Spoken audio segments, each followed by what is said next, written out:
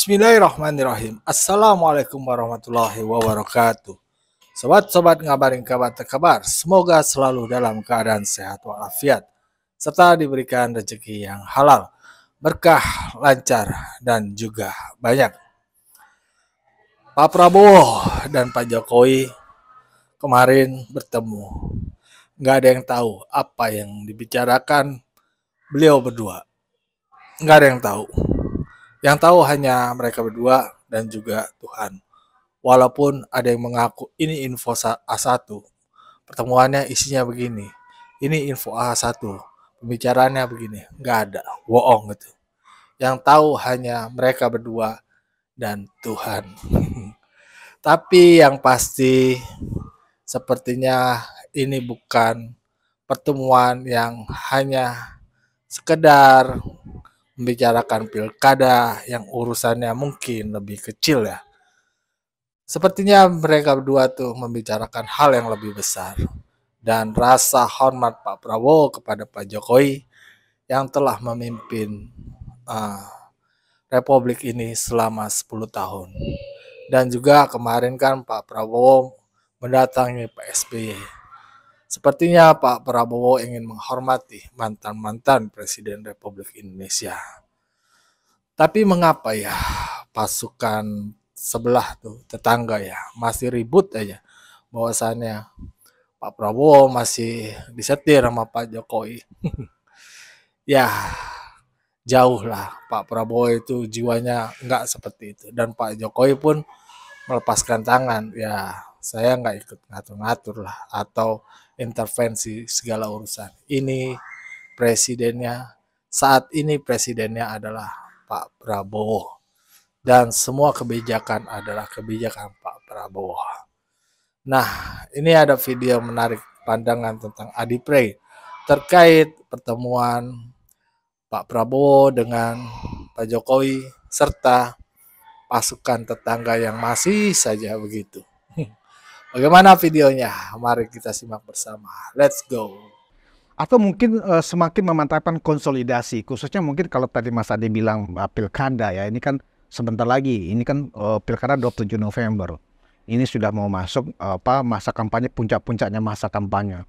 Nah, ada 4 provinsi ya yang kondisinya ternyata kimplosnya agak posisinya terkejar nih, ya kan gitu loh. Dari DKI Jakarta, Jawa Tengah, ya kan, Jawa Timur dan Sumatera Utara. Nah, apakah bentuk konsultasi yang dilakukan oleh Pak Prabowo bagaimana menjaga 4 provinsi ini supaya Kimples ini ya kan minimal di 4 provinsi nggak lolos, atau mungkin Pak Prabowo ini, kita bicara hipotesa ya Mas Adi, apa mungkin supaya menyarankan Pak Prabowo Pak Prabowo menyarankan ke Pak Jokowi untuk turun di Jawa Tengah misalnya, turun di Jakarta misalnya gitu loh. Saya sudah bilang Prabowo ini presiden, apa yang tidak bisa dilakukan oleh seorang presiden di negara ini, Bang? Mengakselerasi, mengorkestrasi, menggerakkan begitu banyak instrumen kekuatan politik untuk memenangkan pertarungan. Jadi Prabowo itu presiden. Presiden itu cukup powerful dan cukup luar biasa pengaruhnya. Kalau hanya untuk urusan-urusan pilkada, ya nggak perlulah datang ke Pak Jokowi, kan kira-kira begitu. Prabowo juga bisa ngomong dengan siapapun. Saya kira pasti ada sesuatu yang jauh lebih besar dari urusan-urusan pilkada. Kalau hanya untuk urusan kampanye misalnya, kan Jokowi tinggal kampanye. Tinggal datang mendukung Lutfi misalnya di Jawa Tengah. Kan nggak perlu disembunyikan lagi bahwa Lutfi itu adalah orangnya Jokowi.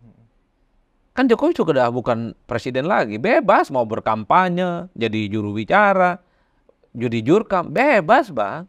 Ke Sumut juga misalnya dia mendukung Bobi. Di Jawa Timur kemudian beliau itu mendukung Khofifah. Di Jakarta misalnya dukung Emil. Bebas sebebas-bebasnya. Nggak ada aturan apapun yang melarang. Dan tentu nggak mungkin 08 ini buang-buang energi hanya untuk bicara itu. Ada sesuatu yang lebih besar. Yang urgen di negara ini yang pastinya dibicarakan dari hati ke hati. Oleh karena itu, kalau tadi nggak bisa mendetek gitu kira-kira apa. Aduh, Bang. Bahkan orang yang mengaku A1 juga nggak bisa mendetek, Bang. Paling ngarang-ngarang juga ceritanya. Karena mereka berdua bicaranya ya kan. Iya. Kan terlampau banyak A1 yang Iya, iya. bocor kemana-mana. Semua orang sekarang mengaku teman-teman kita ini info A1, padahal Iya, A200 barangkali ya kan. saya selalu meyakini bahwa Prabowo ini adalah presiden yang punya segala kerendahan hati untuk berbicara dengan mantan-mantan presiden terdahulu, minta masukan, minta pendapat, apa yang terbaik dilakukan untuk bangsa dan negara. Termasuk dengan Pak Jokowi. Saya menduga sebentar lagi mungkin akan bicara dengan Pak SBY, mungkin kalau ada waktu kesempatan dengan Megawati, ataupun dengan yang lainnya yang dinilai paham betul bagaimana membangun bangsa dan negara ini, Bang. Terlampau kecil sebenarnya bagi Prabowo kalau hanya untuk bicara tentang evaluasi menteri. Terlampau sepele sebenarnya kalau bertemu dengan Jokowi itu hanya urusan pilkada yang abang tadi sebut di 4 provinsi itu. Iya, iya. Tanpa Jokowi sebenarnya Prabowo bisa melakukan itu semua.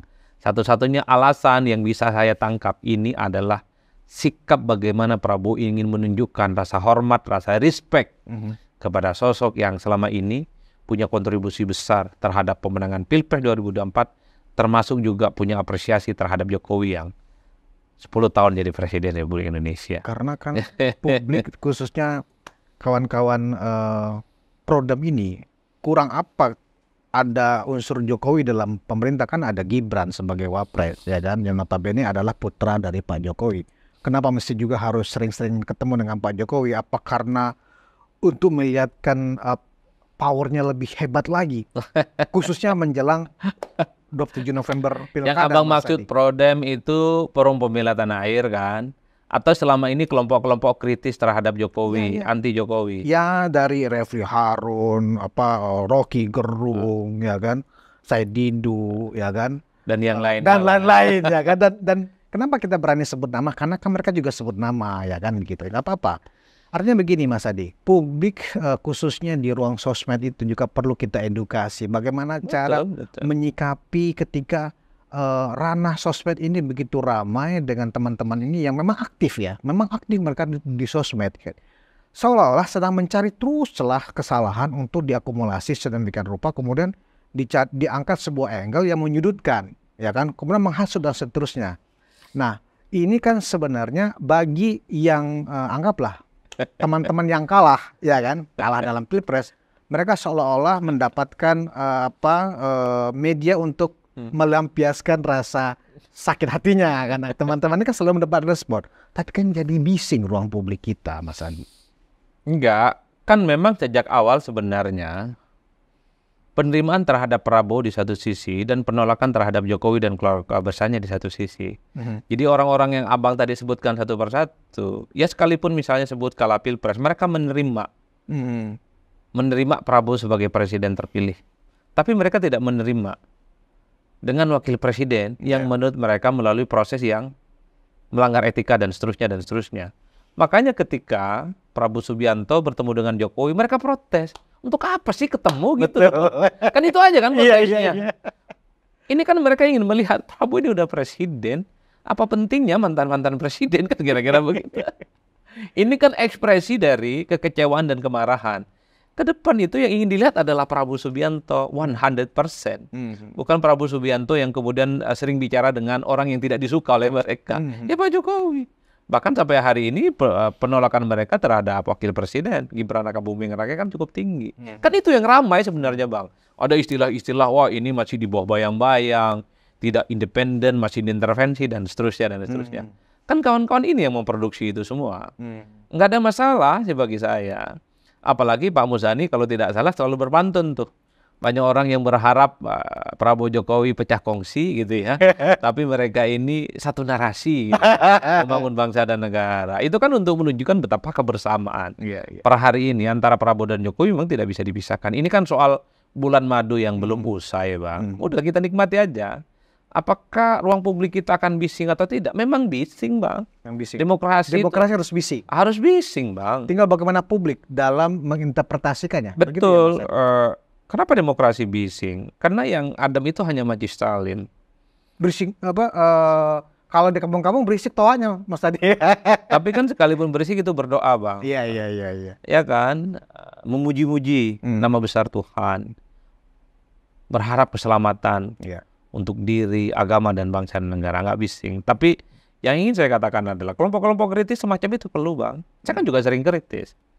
Di tengah misalnya partai politik yang per hari ini tidak mau jadi oposisi. Jadi memang kalau saya menangkap ya teman-teman yang abang sebut sebagai pro demokrasi dan kelompok pembela tanah air, mereka itu ingin melihat bagaimana Prabowo itu adalah seperti yang awal-awal memang tampil ke publik sebagai pemimpin yang bacaan bukunya bagus, punya leadership yang mantap. Jadi sehingga semua keputusan politik apapun ya terkait dengan ekonomi, hukum, persoalan apapun, ya Prabowo adalah memutuskan segala-galanya tanpa harus kanan kiri berkonsultasi dengan siapapun. Teman-teman itu kan yakin Bang bahwa Prabowo ini kan kapasitasnya di atas rata-rata. Bahasa Inggrisnya bagus, pergaulan internasionalnya bagus ya kan. Ketua umum partai, dukungannya solid gitu. Dan Prabowo bisa melakukan apapun dalam konteks itu.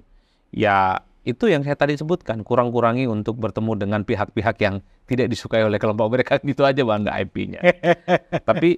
Tapi sekali lagi teman-teman, karena ini adalah podcast ya, memang harus kita maklumi, sebising apapun ruang publik itu harus kita terima sebagai sebuah keniscayaan dalam berdemokrasi. Suka tidak suka harus dinikmati. Harus dinikmati. Harus dinikmati. Saya sering kok mengikuti diskusi, mengikuti apapun yang sekalipun itu bertentangan dengan pikiran dan jalan hidup saya. Tapi saya ingin nikmati bagaimana orang itu berargumen. Karena dalam hal-hal tertentu, keyakinan yang saya anggap benar selama ini, itu masih bisa dinegosiasikan dalam konteks kalau ada argumen yang rasional dari pihak-pihak tertentu. Jadi bahwa nyinyiran, kemudian bulian dalam demokrasi itu sebagai vitamin dan obat sebetulnya Bang. Supaya tidak melulu berada di zona nyaman. Nah, Mas Adi, ini teman-teman yang aktif di gerakan Forum Tanah Air misalnya, itu kan sebenarnya teman-teman aktivis ya, mereka juga adalah seorang akademisi.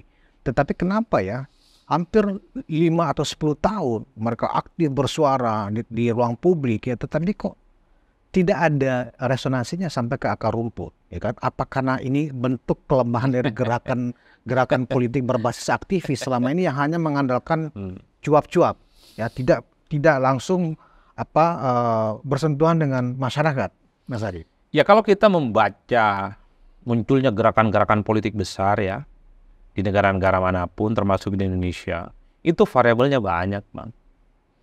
Jadi harus ada kemampuan untuk mengorganisir kelompok-kelompok masyarakat menjadi masyarakat yang kritis. Itu kuncinya. Jadi ada mobilisasi, bagaimana gerakan itu dimunculkan dan ditimbulkan sebagai sebuah gerakan protes. Entah itu kalangan buruh, kalangan aktivis, mahasiswa, kemudian kelompok-kelompok pro-demokrasi lainnya. Nggak bisa mereka itu hanya dijejali dengan informasi-informasi yang ada di medsos, nggak bisa. Tapi gerakan politik itu di-organize. Gerakan politik itu memang harus terjun langsung ke bawah. Nah, kalau kawan-kawan yang selama ini kritis ingin membangun sebuah gerakan politik yang besar, nggak bisa hanya ngomong di YouTube dan podcast, Bang. Jangan merasa bahwa omongan di podcast dan YouTube itu bisa menggerakkan begitu banyak kekuatan politik, nggak bisa. Kalau hanya dengan YouTube dan podcast itu mampu menggerakkan gerakan politik yang besar, mestinya jagoan mereka yang diusung dalam Pilpres menang, Bang. Iya. Karena daya jangkaunya banyak. Tapi sebagai sebuah gerakan politik, gerakan sosial, gerakan-gerakan ke bawah, live in bersama mereka, itu menjadi penting. Munculkan kelompok-kelompok kritis yang sadar bagaimana persoalan kebangsaan ini tidak baik-baik saja. Munculkan masyarakat-masyarakat yang berani dan agresif. Ketika ada persoalan-persoalan serius di negara ini nggak tuntas, mereka harus berbunyi. Ormas, kelompok-kelompok mahasiswa, kelompok-kelompok di payung, buruh, nelayan, petani, sentuh mereka yang selama ini memang tidak terjangkau dengan jaringan-jaringan podcast dan medsos gitu. Jangan pernah merasa bahwa gerakan politik itu hanya selesai dengan podcast dan YouTube. Nggak bisa, Bang. Itu penting ya untuk mengubah mental model. Itu penting untuk menginjeksi bagaimana nilai-nilai perjuangan dan sikap kritis, iya. Tapi gerakan politik itu harus yang mengomando di depan. Siapa yang ambil tongkat komando, 5 langkah revolusi ke depan, memimpin barisan perlawanan, dia akan mampu melakukan gerakan sosial. Tanpa itu semua nggak bisa, Bang. Seperti abang dan kita-kita, penikmat YouTube, penikmat podcast. Apakah setelah kita nonton podcast dan YouTube sesuai dengan selera kita, kemudian kita akan melakukan sesuatu? Enggak, Bang. Harus ada yang merajut tali temali. Orang-orang yang tidak puas, yang tidak respect, yang tidak nyaman dengan kondisi saat ini, bersatu, berkumpul dan bergerak. Jangan kemudian hanya seolah-olah menjadi sekumpulan elitis pada aktivis ini aja ya. Ya betul. Yang secara rutin setiap minggu ya kan kumpul kemudian bikin narasi rame-rame menghujat dan seterusnya tanpa mereka melakukan semacam beraktivitas langsung ke masyarakat, ke akar rumput. Ya sebenarnya literasi semacam itu juga penting, Bang, untuk membangun kesadaran kritis ya. Bahwa ada sesuatu yang tidak selesai di negara ini itu penting. Tapi kalau berharap gerakan ini menjadi besar, menjadi snowball, itu nggak selesai hanya ngomong di YouTube dan medsos. Mereka harus turun ke basis, datengin itu buru-buru pabrik, Bang, ceramai mereka. Betapa negara ini nggak baik-baik saja gitu loh, Bang. Datangi kelompok-kelompok petani, datangi kelompok-kelompok masyarakat, organisir. Bagaimana membangun gerakan sosial itu yang efektif dan kuat. Itu yang saya kira membangun gerakan politik itu tidak mudah. Dan kebetulan saya juga tukang demo dulu, Bang. Jadi senior-senior kita ngajak demo itu selalu mengatakan, jangan kau berharap sekali demo BBM akan kemudian dibatalkan kenaikannya oleh pemerintah. Nggak bisa. Harus disebut dulu, Bang. Kena water cannon, goyang-goyang pagar. Saat itu. Artinya apa? Itulah yang saya sebutkan. Bahwa membangun gerakan sosial itu tidak mudah dan kakinya harus nyentuh ke tanah. Jangan selalu berada di menara ganting. Iya. Ya, sobat-sobat ngabarin kabar terkabar. Begitulah tadi tanggapan dari Adi Pre tentang pertemuan Pak Jokowi dengan Pak Prabowo dan gengnya Refli Harun. Bagaimana menurut pendapat kalian? Berikan pendapatnya di kolom komentar. Wassalamualaikum warahmatullahi wabarakatuh.